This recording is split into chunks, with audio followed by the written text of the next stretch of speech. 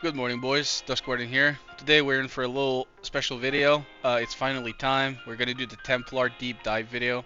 We're going to talk about absolutely everything about Templar. This is going to include a section for the level 25 beta specifically, and we're also going to go over some of the other talents that are a little bit down the tree. We're going to talk about the future, of course. We're going to talk about some builds. For 25, it's going to be pretty simple. We're going to theorycraft a little bit. We're going to talk about every spec, but also we're going to talk about Templar in general. We're going to talk about the oaths, some of the changes since the alpha. What about the future? My positives, my negatives, my cons, and my gripes. Some of the solutions in case somebody ever takes any of them.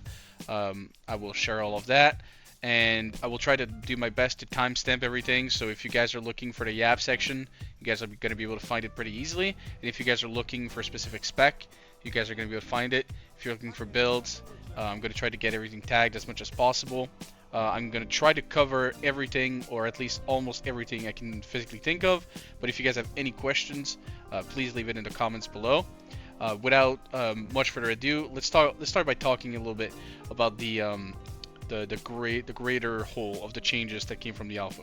So Templar in general went from the old combo system, which I'm not going to expend too much time on, but to make it simple, we used to have to do 1, 2, 3, and you needed to do 3 follow-ups, they were called, which are now your oaths abilities. They're the old follow-ups, and you needed to have 3 of them, and then they would allow you to use a combo breaker, which are now the old breakers. So you were constricted by going 1, 2, 3 breaker, 1, 2, 3 breaker. It had positives and it had negatives. You could freestyle a little bit less, but also the constraint kind of added a skill expression in pressing the correct one for every situation. There was essentially like a correct option, but you had multiple ways to go about it depending on your builds and your specs. Now we have the new system, which is the oath chain system, or just the oath system. So what's the difference? First of all, we no longer have to do the old Templar Strike or Argent Blade before we do every follow-up. So the initial ability is now your oath entirely. Now the oath chain, so how it works is whenever you use one of the oath generator abilities, which are for the moment Lunge, Holy Cleave, and Condemn, you gain the buff granted by the ability. So for Lunge, you would have the ability does 10% more damage. For Cleave, it hits an additional target. And for Condemn, you get critical strike chance. Now, those are cumulative, so you can use them multiple times, and their bonuses are going to stack. So if you use Lunge 1, 2, 3, 4, 5 times, you're going to get 10%, 20%, 30%, 40%, etc. increased damage. Same thing with Cleave. You're going to hit 2 targets, 3 targets, 4 targets, 5 targets. And Condemn is critical chance. We're going to go... Zealot has another one with Vindication, which increases their chance of proccing Zealotry, which is a passive we're going to go over a little bit later. Now, the chain itself, so whenever you use your very first oath, you're going to get a secondary buff called Oath Chain. Oath Chain is a static duration buff that lasts between 10 and 15 seconds, depending on your spec, and you can use as many oaths generating abilities during that timer as you want, as long as you have energy, of course. And you can stack all your buffs infinitely. But the buff doesn't refresh, so you have a fixed 15-second timer. We're just going to use 15 seconds as a baseline. A fixed 15-second timer, and you can do either 1 oath or 12 oaths in that timer before you use a breaker. It's whatever you want to do, basically. Now, the breakers themselves, we have a few options. We have Chastise is the base one, which is just like a spell attack that breaks. And you have Blade of Fate, which is a dot.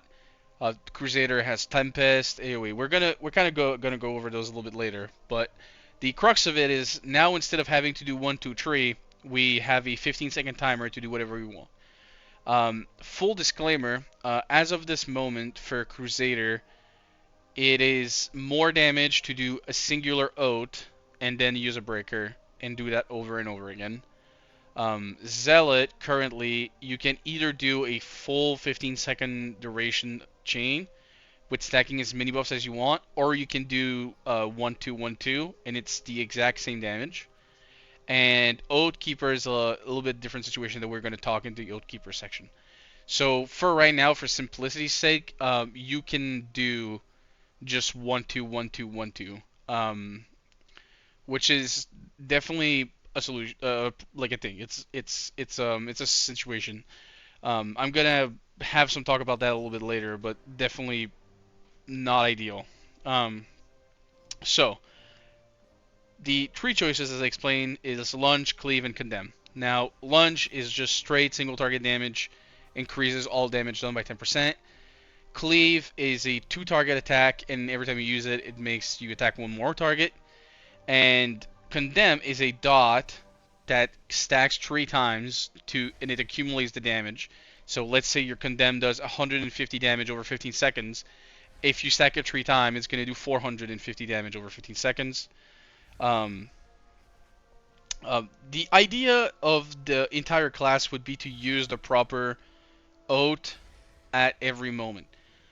But in practice, for level 25, are you gonna, you need to condemn, you condemn once, and then you break with your best breaker, and then you condemn again, and then you break, and you condemn again, and then you break, and then you lunge, and you break. And if you're in AoE, you cleave and you break, you cleave and you break. I mean, you can cleave multiple times up to your target cap. So if there was 3 targets, you cleave 2 times and you hit 3 targets and then you break. Or you can do 1-2 and just kind of wing it, and everything is going to eventually die. For now, it's pretty simple, I would say. Zealot, you might want to do Vindication 3 times. But again, we're going to talk about that in the general section. So that's the entire normal system. Now, there's other things. So movement. We've lost multiple movement abilities. Our main one that we have left is Temple Guardian. Temple Guardian is functioning as intercept, so it's a charge but only to an ally, and it heals that ally. The second movement ability is Divine Force, which is our stun, but it's also a small leap, so it's gonna give you some a function of charge to it, which is a stun. So those are our 2 main movement abilities, and later on we're gonna get access to Zeal, which is gonna be a freedom effect, which isn't technically like mobility, but it kind of goes in the mobility category.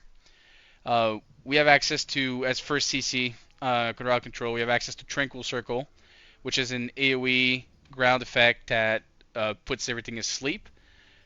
Think of it a little bit like Fierce Sigil from Demon Hunter if you're from retail. And then you have Divine Force again. Same thing. It's a little bit of mobility, but it's also a stun. Functions a little bit like Hammer of Justice from Paladin.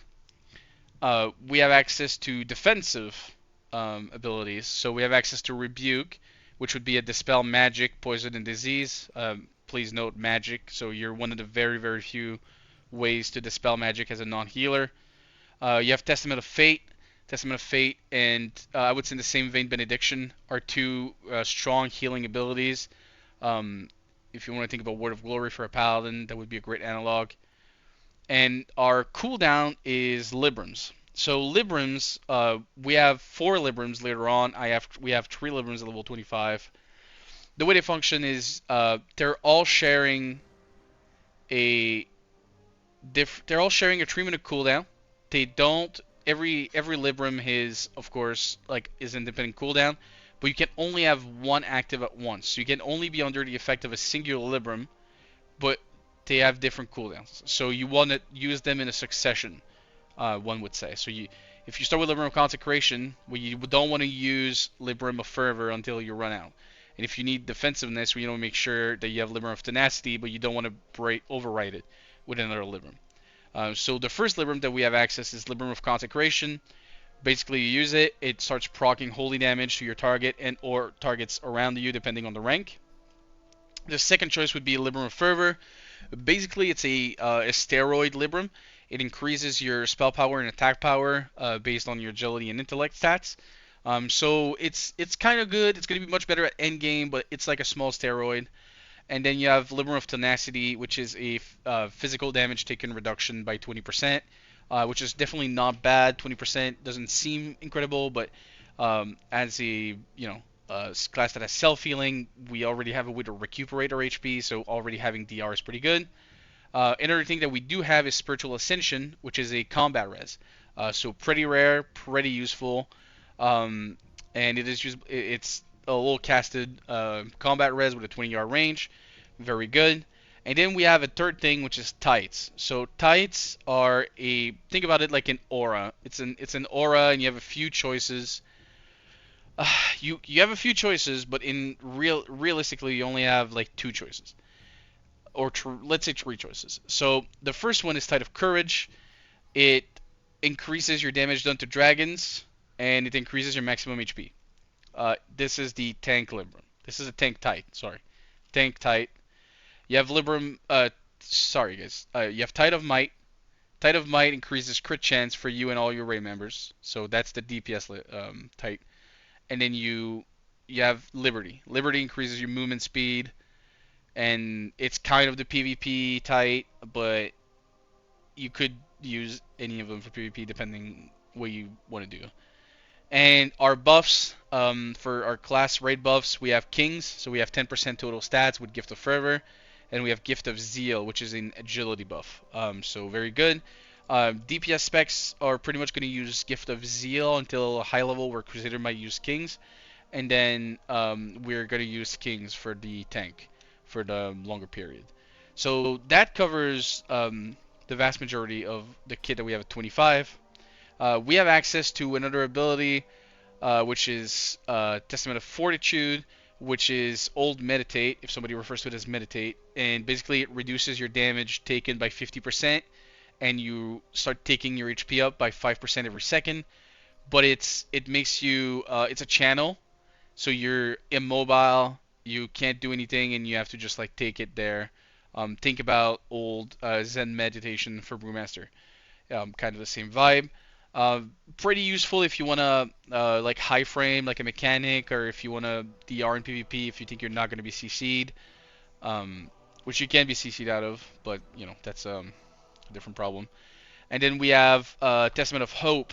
Basically, it creates holy clones of yourself, and each copy that are still alive reduces the damage you take by 10%.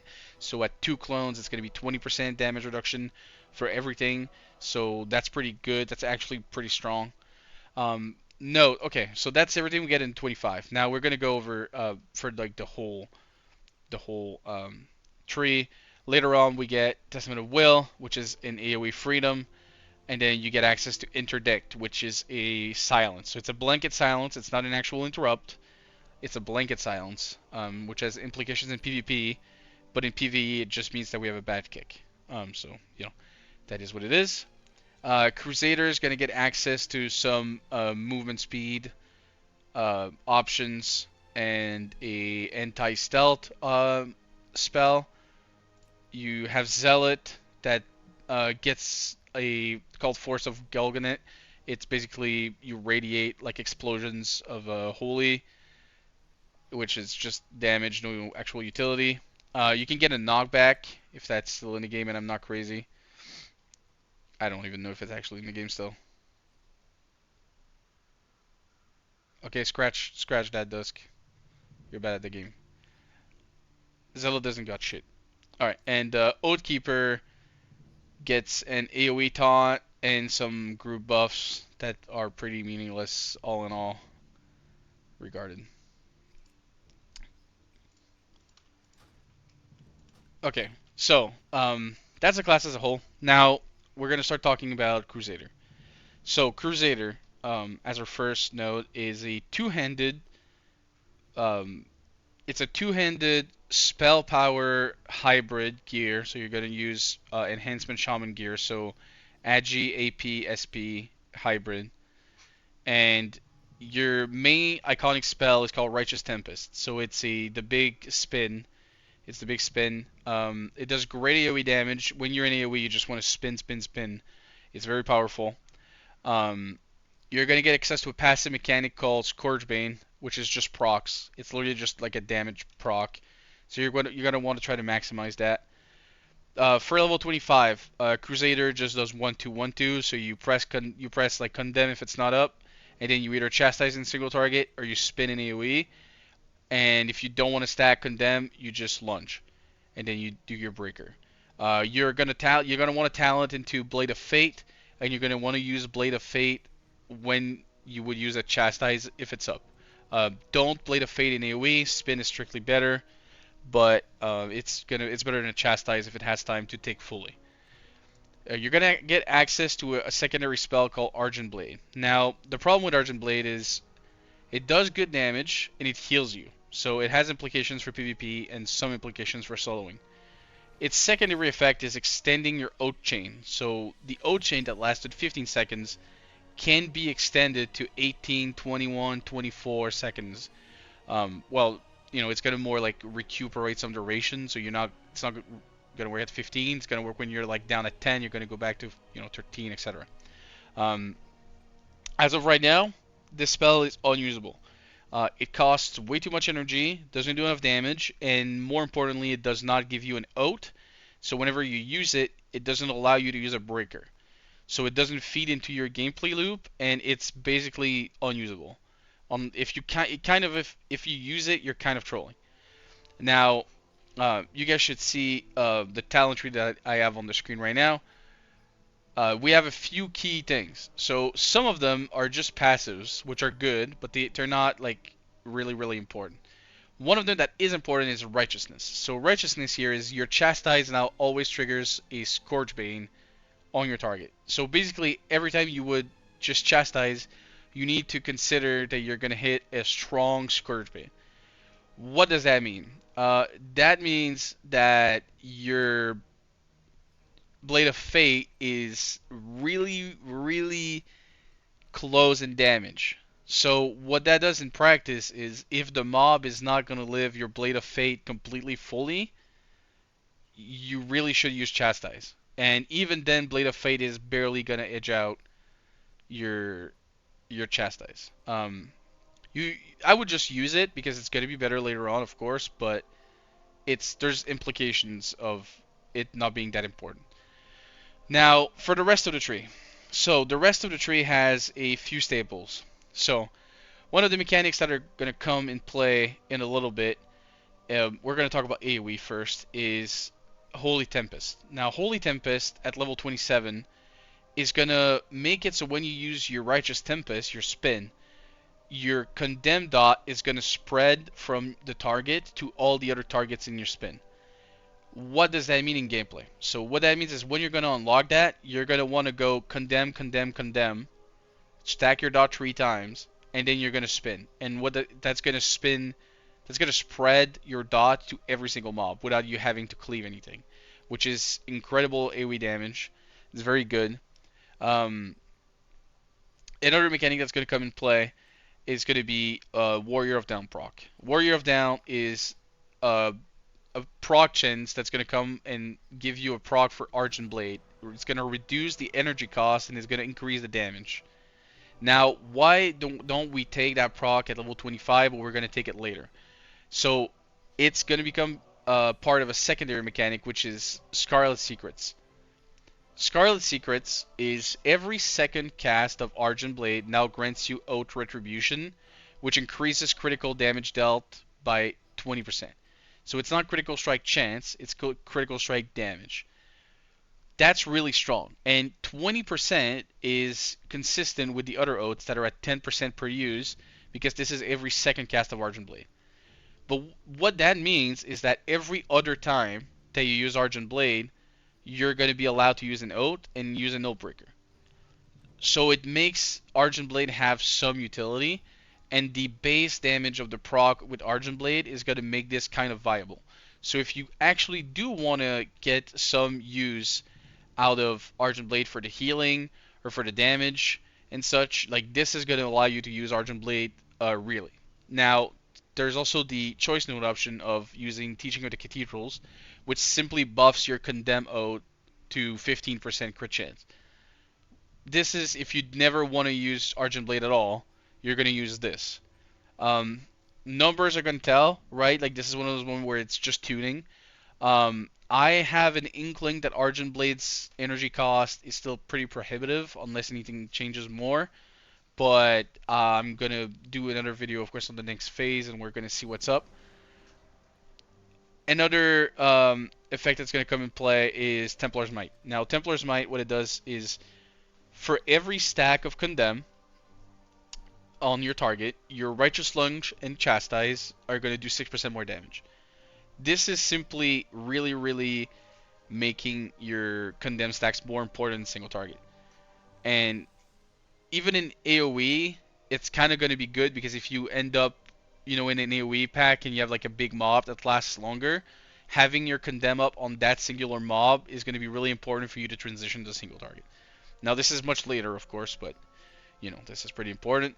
And then in the capstone, we have access to some passives that are increasing different things, which is fine. But we have access to 3 important spells.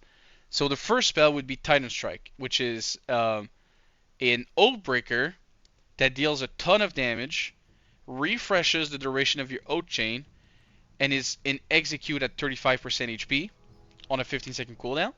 But the main part of this is that this does not consume your Oath Chain. So what that means is you can stack a really big Oath Chain, use Titan Strike, and regain your entire duration and don't consume it. So you're going to be able to build like a big chain, Titan Strike, and then use a breaker again. So that's also the 15-second cooldown on Titan Strike means that you're going to fully refresh your 15 seconds of Oath Chain. But what that means is you're also going to be able to use like Argent Blade like once. And if you use Argent Blade once, you extend the Oath Chain long enough that you can proc another Titan Strike on cooldown. So there's implications for like a very interesting build where you have like an infinite Oath Chain at max level, which could be very degenerate and be actually kind of fun.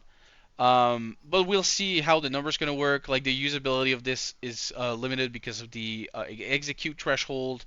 I don't know if it's going to, actually be worth something. The amount of bosses that spend significant time under 35% is kind of only Ragnaros.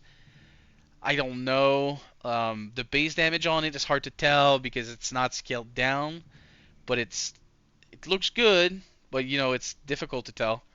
Um, so next mechanic would be Templar Rituals. Now Templar Rituals is just your Righteous Tempest does more damage like as a proc, but it also grips every mob into your Tempest out of 15 yards. It's pretty good for grouping. It's pretty interesting. It's a very fun talent to use. So if you like that kind of mechanic, it's there. And then the last mechanic is Scarlet Champion. Scarlet Champion is just a stack that you get when you do critical strikes, and it increases your holy damage dealt. But more importantly, at 5 stacks, you're granted High General, which makes your next Chastise consume all stacks to do 25% more damage and be guaranteed to crit. So it's a big, juicy Chastise, which is very interesting because of the next mechanic, which is the actual last mechanic, which is Scarlet Hammer. And Scarlet Hammer is the solution to our energy problems that we have to wait for all the way to level 40. Now, Scarlet Hammer is whenever you use an Oathbreaker, it transforms your Chastise into a Scarlet Hammer. So you don't have to use Chastise. It can be any Oathbreaker. It's going to transform your Chastise. Scarlet Hammer is just a massive fucking hit that deals a ton of holy damage on top of weapon damage. It reduces the enemy's armor, which is good for us because, we also do part melee. And it scales with all modifiers to Chastise. So anything in your talent tree that reads Chastise is going to affect Scarlet Hammer. And then the second part is Improved Scarlet Hammer, which makes casting Scarlet Hammer now generates 30 energy. You can see how pretty good that is and why it's kind of the solution for the energy issues. And then you have another Chastise does more damage. So that's the core of Crusader. So for now, it's the same 1-2-1-2 rotation. AoE you spin, single target you Chastise, and Blade of Fate. In AoE you can spam Cleave to target as many enemies as you want, but you really just want to spin, right? The secondary part of all this would be at higher levels we have potential for mechanics, but I'm entirely unsure how that's going to really affect us. Like I don't know if we're actually going to transition to using long O chains or if we're going to really stick to the 1-2 formula. I'm just worried because of the scaling of certain abilities and outside of the Titan Strike, possible infinite loop. Like I don't really know where we're going with all this. I I think it has more potential, but I think it's going to take a while before we really see it. So that's for Crusader. Again, the next spec would be Zealot. So we're gonna just head over to Zealot. Zealot has a mechanic called Zealotry. So that fuels a few different things in the tree. Zealotry is your offhand auto attacks now trigger Zealotry. Zealotry deals 30% of offhand weapon damage as holy damage. What's the implication of this? Well, the implication of this would be you can either use a fast weapon and proc a ton of Zealotries, or you can use a slow weapons and every Zealotry does way more damage. But we have multiple different ways to force proc Zealotries. So I think a slow weapon is going to be better because your Zealotries are going to be better in and of themselves, and you can force proc them. But also, there's ways to get damage out of proccing a lot of Zealotries. So there's probably going to be an option to play a build that focuses on proccing them a lot for the secondary benefit. Your spell damage is increased by a percentage of your attack power, so you gear full attack power. Um, One of the important mechanics you get much later is going to be Divine Fury, which after a few breakers, your Chastise turns into Divine Fury. In practice, it's like a cleave AoE that does a ton of holy damage. Nothing crazy, just a good kind of like payoff. So Vindication is you get a new Oath ability. What it does is you just strike the enemy, it triggers a forced Zealotry, and the Oath it gives you is your damaging ability have a 25% chance to trigger Zealotry. So what you can do is you can use it 1, 2, 3, 4 times, and then all your damaging abilities have a 100% chance to trigger Zealotry. So you can start proccing them, like use that Vindication 1, 2, 3, 4, and then every time you launch or use anything, you're going to proc a Zealotry. So it's a great way to fuel a ton of Zealotry power. The second spell you get is Righteous Upheaval. Righteous Upheaval is a Oathbreaker on a 20-second cooldown, so it's a pretty long cooldown. And it has a mechanic where for every triggered Zealotry during the current Oath chain, it deals 3% more damage. So if you deal 1 Zealotry, it's 3% more damage. If you do 10 Zealotry, it's 30% more damage. And if you did, let's say you did 100 Zealotry, well, it would be 300% more damage. The reality is more around like 30 stacks or something for like a full chain for now. This is kind of the mechanic that fuels the idea where Zealot might do longer chains. I don't know how real or not it's going to be. It depends how it scales in higher gear. If the scaling is pretty poor, you're probably not going to like bother scaling this a lot. And if the scaling is like really, really good, this might shift it to scaling with a fast weapon in the offense to force proc more Zealotries. So Zealot also has passively more O chain duration, so it goes from 15 seconds to 17, but you do not have a way to extend it. One of the unique mechanics that Zealot does get is Liberum of Zeal, which massively increases your melee haste and it reduces the cooldown of Righteous Upheaval for every damaging ability you do. So your 20-second cooldown upheaval is going to go down much, much lower to like 10, 12 seconds. So there's a lot of potential for spamming. You have some increased healing that you can go get. You can also trigger like a Wind Fury effect off of your Zealotry with Paladin training, or some Leech with Priest training. Those are good mechanics. Zealot also is going to get Force of Golganet, which is basically just explosions of holy damage around you, and it deals Zealotry around you. It's a big AoE damage cooldown. It's good in single target too. The energy mechanic that Zealot does get instead of the Scarlet Hammer is called Heaven's Finest. Now, Heaven's Finest basically is a 6 stack, and every time you use a damaging ability, you get a stack of Heaven's Finest, and when you reach 6 stacks, your energy regen is increased by 100% for 8 seconds. Now, 8 seconds, 6 abilities, it's very close to 100% uptime. Like, you're going to be very close. You're not going to have 100%, but you're going to get close. So, Zealot has the potential to have like a huge constant injection of energy compared to Templar, which is going to be chunkier, Crusader, which is going to be chunkier. So that's something to keep in mind. Like, it's locked level 33, so you might be able to like zigzag to it really quickly on the next phase, even if it's 35 instead of 40. So that's there for you. Um, you're also going to give your group melee haste, and most importantly, damage dealt by auto attacks reduces the cooldown of Libram spells by 0.5 seconds. This passive existed in the alpha. In my experience, it reduces the cooldown of your Libram from 2.5 minutes with talented to about 2 minutes, 1 minute 45, depending on your weapons. So it's a good CDR. It might literally get you like an entire round of extra Librams in a boss fight. So that's very powerful. Um, Something that's going to be interesting is here we have Fervent Castigation. Casting Righteous Upheaval or Blade of Fate, the two long cooldown Oathbreakers, grants you Oath Retribution, which increases critical damage dealt by 20%. We are not able to test this, and it didn't exist before, so I don't have a basis. But what I'm thinking is if this works the way I see it supposed to work, you're going to be able to cast Righteous Upheaval, and then you're going to have an Oath. So you're going to be able to just Righteous Upheaval and then do Blade of Fate. And then you're also going to have another Oath again, so you're going to be able to Chastise.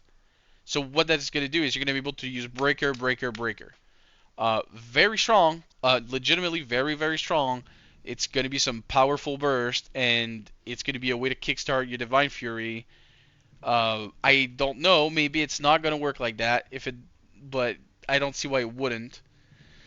Now, Templar Zealot has like a few builds at endgame using your capstones. So the capstones, we're going to talk about the Eonar. So Blessing of Eonars is whenever you use a Libram or your Silver Hand Incantation, which is the clone spell, you increase your damage dealt and healing done by 10% for 15 seconds. Now this gameplay makes you use your Librams, like Libram, Libram, Libram, and you want to like chain them to maximize this buff if you're able to do it. So it's a little bit higher of a skill cap to use because you don't want to munch and you want to use them like during your big cooldown. So you want to make sure you have like all your good spenders and then O chain started to spend, and there's a little bit more things to pay attention to if you play this build. But it used to be the highest damage build. I don't know how true that's going to be, but it used to be. So that's going to be interesting. You have Might of Agrimar. So Might of Agrimar is basically a chance to make your tick rate and cooldown of Blade of Fate be compressed.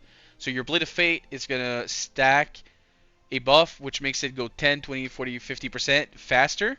So it's going to tick 50% faster, but it's also going to reduce the cooldown. So you're going to be able to maintain 100% uptime of Blade of Fate, but you're going to cast it more. So basically this is going to replace Chastise. Like your spell is gonna not gonna fully replace Chastise, but you're gonna cast it more instead of Chastise, which is gonna make you do better breaker damage. That would be the theory. Now, if this is gonna be extremely powerful or not, I'm not sure. It kind of depends of upheaval cooldown, how low we're gonna get it, how much damage Chastise is gonna do at max level. This is very much of a numerical choice of capstone. We'll see how it goes. I think it's generally been fine. I don't think it's going to be the best, but I think it might be the simplest, and sometimes simple is very strong. So we're going to keep an eye on that. Righteous Lunge has a 25% chance to generate an additional stack of Righteous Lunge. That's for like the passive build. If you're not so sure, it's going to be for that. And then to the left, we have one with the light. Not the classless one. But basically, casting an Oathbreaker triggers Zealotry, so that's a lot of Zealotries over a fight. And it reduces the cooldown of your Librams, Force of Golganet, and Mortal Abdication by 1 second. So this is like the CDR build, which pairs pretty well with the Blessing of Eonar build. And I'm thinking that with this new spell, One with the Light, you might be able to get your Librams so low that you could have 100% uptime of Blessing of Eonar. Like this is like far forward tier crafting, but this is definitely a world that I can see. And the final spell is Norgannon's Rat. Now, Norgannon's Rat is Kamehameha. You leap into the air, and you shoot a big old ball of holy damage that deals damage to a bunch of enemies and debuffs them. And this scales with modifiers to chastise, and it pierces immunities, and it's a cool ability. In PvE, historically, it's never been good. It's never been good enough to be playable. Very sad. But it's a powerful PvP tool. It's very good damage. It's range. So it has implications for PvP, not for PvP. Not for PvE at all. And last, but very much not least, we have Oathkeeper. Now, Oathkeeper is a tank, which has multiple unique mechanics. The first one is Stagger.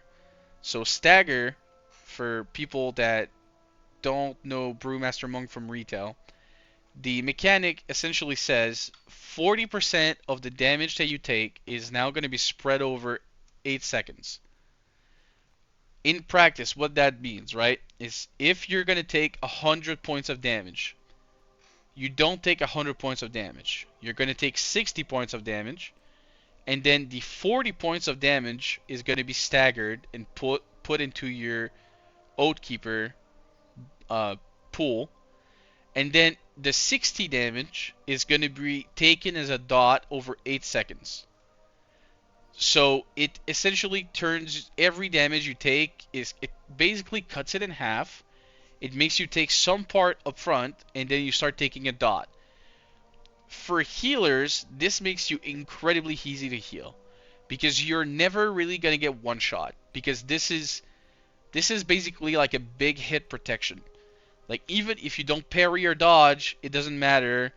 You don't need to have the most HP in the game. You're not going to die instantly to, like, anything.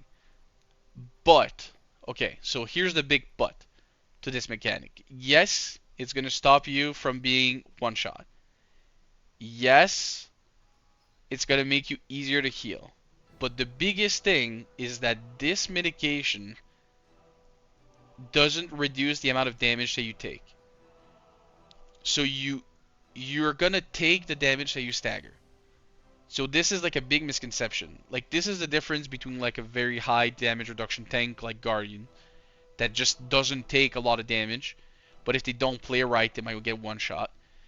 Oathkeeper will take the damage. So your healers need to heal and heal and heal.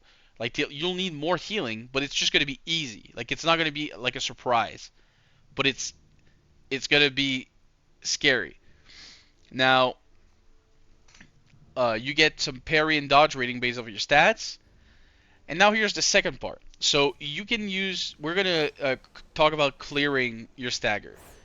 Clearing or removing stagger whenever you use a Libram. So one of your 4 Librams, whether it be any of the damage or the defense ones, using a Libram removes 70% of the damage staggered by Oathkeeper. So again, in the old example of you take 100 damage and then you have 60 damage staggered, you take 60 and you have 40 damage staggered, right? If you use a Libram, you're gonna remove like 32 damage out of 40. So this is your actual mitigation. Like, the way you mitigate is you take the damage, stagger a portion of the damage, and then you clear your bar of stagger. So you're just say, this one, I'm removing my dot. Is basically the way that your actual mitigation works. So it's going to work in 2 different ways, right? So you're going to want to clear whenever your amount of stagger is very high. So when your dot damage that you're taking from the damage is really dangerous, you're going to want to clear. But also, another way you can do is, depending on some mechanics for some bosses like Baron Geddon, if you have damage taken already, but you're like healable, but you know that you're ticking pretty hard, right? And the boss is doing a big tick buster. What you can do is you can clear right before the swing, so that you're, even if you go very low, like your stagger doesn't accumulate too high and doesn't kill you, and then you can just re-clear right again with another Libram. It's a little bit more advanced, but you can do something like that. It has some place for some bosses. Um, the next mechanic is Lore Scribe, which is, I'm so happy that it's a passive, but it's whenever you use an Oathbreaker ability, the cooldown of your Librams is reduced by 4 seconds. So this is how you actually get enough Librams to clear your stagger a lot. Oathkeeper has a few spells. Okay, so the first spell is Sacred Swing. So Sacred Swing is just, it requires you avoiding attack, which is an attack missing, you dodging or parrying, and then it just makes you do like a big slam as like a cone in front of you that hits every target. It does a ton of damage. Really good for aggro, really good for damage. The problem is it doesn't give you an oath. It doesn't do anything in the oath system, so you kind of, it's kind of only used for some snap aggro. And then you have some passives that give you armor and max HP, etc. Extremely important mechanic is Staff Guard. So Staff Guard is, every time you use an Oathbreaker ability, it grants you an Absorb Shield that scales with your defensive stats. In practice, this is about 15% of your HP. Give or take, more or less, but it's around 15% of your HP. So you're incentivized to use as many spender as possible to maximize the shield value. This is extremely powerful, and this is like a main component of gameplay. Like Stagger is your first line of defense, and then Staff Guard is very much your second line of defense. So this is super important to keep in mind. Your next spell that you get is Reckoning. It's an Oathbreaker, and it basically is just like a melee, does damage, but the other important part is it restores energy for each enemy struck. So this is your energy tool. Like, you're able to just use the breaker as an energy tool. Some of the later mechanics that you're going to get is an AoE taunt. Another defensive cooldown will be increased healing taken. And you're going to get Fade Guard. Now, Fade Guard, whenever you're under the effect of a Libram, which you understand you will be under the effect of a Libram quite a lot later on with all the cooldown reduction that you have, every time you use Chastise, you're going to do a line of Holy Power damage. What does that mean? It now means that you do not need to use Cleave to do AoE damage with your breakers, because you're going to be able to spam Chastise to do like cold damage, which is a great way to gain some damage in AoE for free. Another very, very, very important passive is going to be Disciplined Blows. Every time you do healing, you trigger a pulse of holy damage around healed targets, including yourself, dealing 46 holy damage to nearby enemies. Can only occur every 0.5 seconds, and if there is an ICD on this, it's entirely my fault. Basically, every time you heal anything, you're gonna explode in holy damage. When we get access to some of the later talents, it's gonna make more sense. But basically, you're gonna constantly explode with holy damage all around you. And the minute that you slot this, you should never have aggro problems ever again. Very important to keep in mind. Now, you get some passive boost to parry and dodge and such. One of the very important part is you get Justicar of the Light here. This removes the cooldown out of Benediction, which is your healing spender. You can now heal to your heart's content and do insane healing. Yes, so, pretty strong. Another part that you get is Uther's Legacy. Now, Uther's Legacy is also an incredible source of self-healing. Your Condemn now heals you for 75% of the damage dealt. What does that mean? It now means that you want to use your dot and you want to always keep it active on stuff, and it leeches a ton of healing for you. Very, very powerful. We use that as much as we can. You keep that up because every tick is gonna proc Discipline Blows, which does holy damage, which does aggro. So you have a very good loop of self-healing there. You're getting Armor of Fate. Armor of Fate is every time your Staff Guard absorbs shield breaks, you do a ton of holy damage around you. Combined with Discipline Blows, those two mechanics should be all the aggro in the world that you would ever need. Capstones. So the capstones are Eternal Blessing, increases your holy damage and healing done. Your Oathbreaker explodes, do more damage. And doing damage with Eternal Blessing reduces the cooldown of your limbs more. I think it's good, it's fine, it's nothing crazy, but it's not too bad. It's healing done, right? And the damage and becomes Leech through Utio's Legacy. So it has good implications. It's a pretty short cooldown with a very high uptime. So it's actually kind of very strong for one talent point. Another talent point would be Battle Priest. Whether at really high health or really low health, you take reduced magic damage. That's pretty good. Passively taking less damage. The idea is that at very high health, you're going to want to be at very high health for surviving tank busters. So this is a good way to reduce the damage you take from tank busters that are magical. And then at very low health, if your stagger brings you very low, or if you're just getting trucked, it's also going to help you when you're in the most need. And then you have Lightkeeper. Your condemned damage has a chance to explode, do damage, and increase your parry chance. The proc is pretty low. It's not very strong. I do not think this is strong enough to be a capstone, but it's there. I would not recommend playing this ever. You have Tome of Light. It's a 5-minute cooldown, so it's pretty long cooldown. It gives you a shield for 100% of your maximum HP, which is very, very strong, but it's still a 5-minute cooldown. And then it resets the cooldown of your Tranquil Circle, which is your sleep circle. It makes it trigger instantly, and then it also resets the cooldown of your Barrier of Light, which is your healing ticket increase. And what that does is it makes it remove your next Oathkeeper stagger debuff. I do not like this because the cooldown is too long, like legitimately.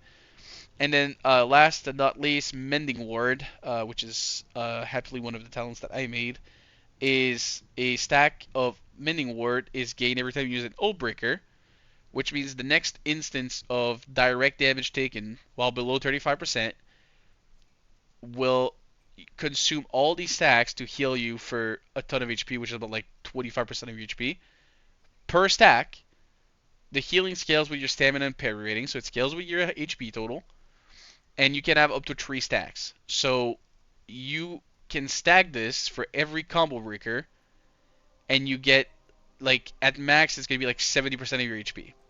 So if you're taking a ton of damage, this is one of the best cheat deaths possible. And it rewards you having good uptime and such. So, extremely powerful. I played with this in all situations. It's just one of the best cheat that you could ever want. It's very powerful, and I would recommend playing with this all the time at max level, which is in a while, but you know, if you guys are curious, this is the kind of thing we have. And now the most important part of Oathkeeper that I willingly left out at the start.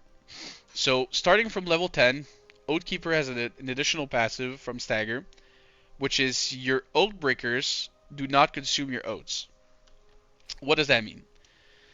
That means that whenever you use a singular oath, whether it's cleave or condemn or whatever, you can use combo breakers over and over and over again, as long as you have the oath chain. You do not consume your oaths. So you can just use one lunge and then press any breaker 10 times in a row. It is completely overpowered. It makes you proc Staff Guard infinitely. It makes you do a ton of damage. I think this is not healthy design. Like, I legitimately think this is not great design. The problem is that right now you just do 1, 2, 2, 2, 2, 2, 2, 2. And you just use Reckoning because it regens energy. So you not only spam a breaker instead of a builder every other time, so you do so much damage, but you proc infinite shields, Later on, you're gonna stack Mending Ward instantly. You're gonna stack all the combo breakers thing every global, so you're gonna have insane cooldown reduction for Librams. You're gonna just have any Libram you want up 100% of the time. You're gonna have infinite energy. You can have infinite healing because remember we're removing the cooldown of the benediction and you get healed for using it.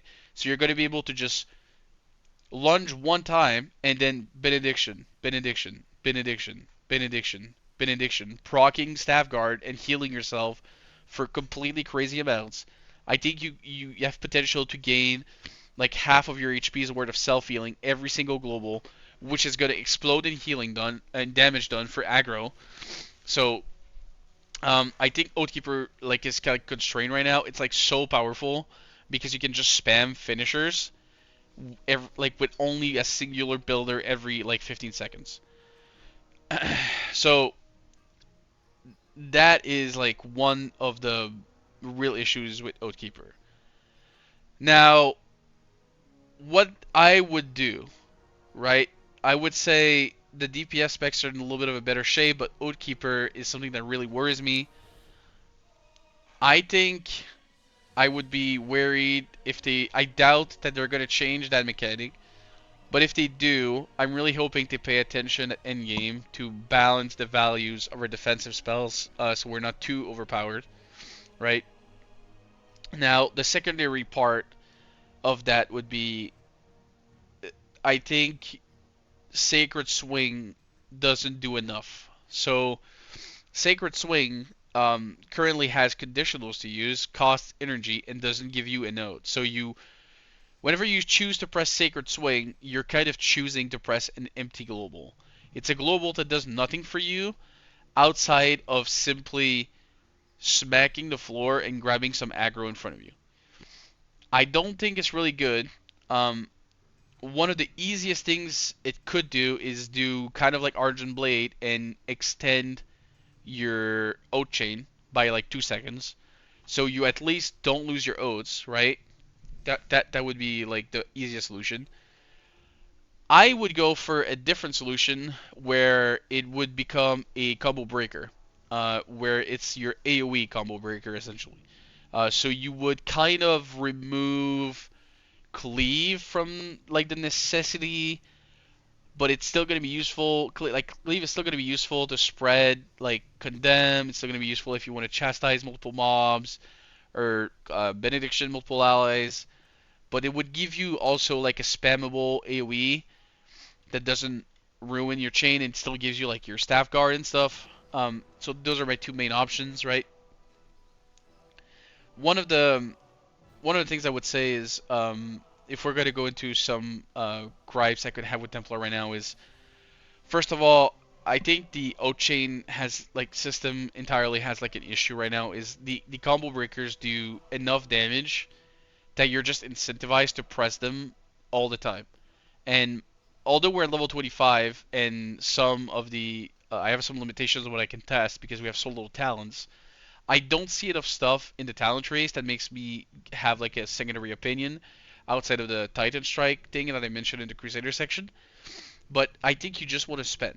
Like you just want to do 1-2, 1-2, 1-2, right? We're like lunge and chastise or whatever you do, whether it's condemn or cleave or whatever.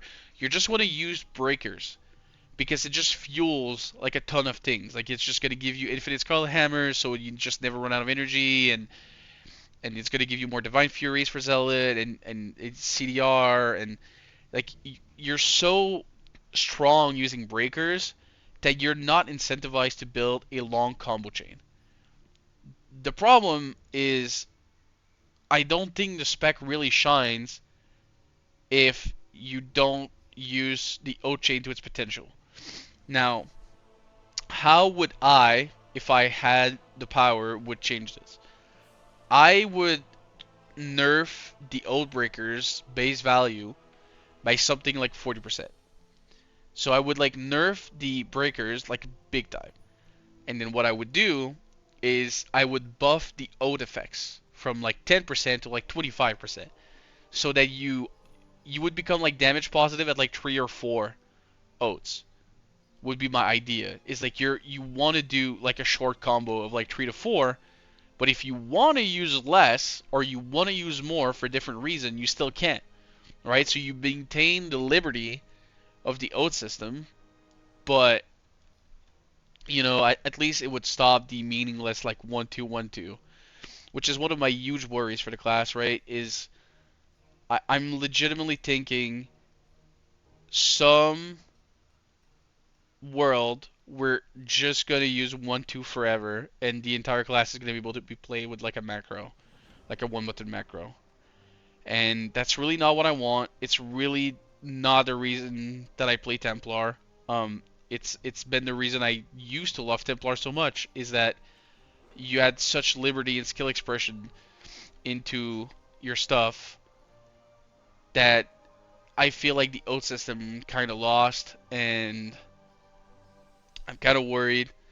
I don't know how much reworking they're gonna do. But if things stay like this, first of all, I think Oathkeeper is absurdly overpowered to the point where I think if it stays like this, um, and everything stays consistent with the last alpha testing with these changes, I think it's the most overpowered tank in the game. I think it's gonna do Mythic Plus key levels like 5 to 10 keys above every other tank, and I think it's gonna be like it's gonna be so powerful that if devs look at me tanking Ascended, they're gonna buff Ascended, like boss damage. Like they're just gonna have to like Oathkeeper and other tanks, with like the exception of maybe like Reaper and like Tyrant maybe, but even then it's debatable. But like Oathkeeper is like on first glance so powerful that it's legitimately just not playing the same game.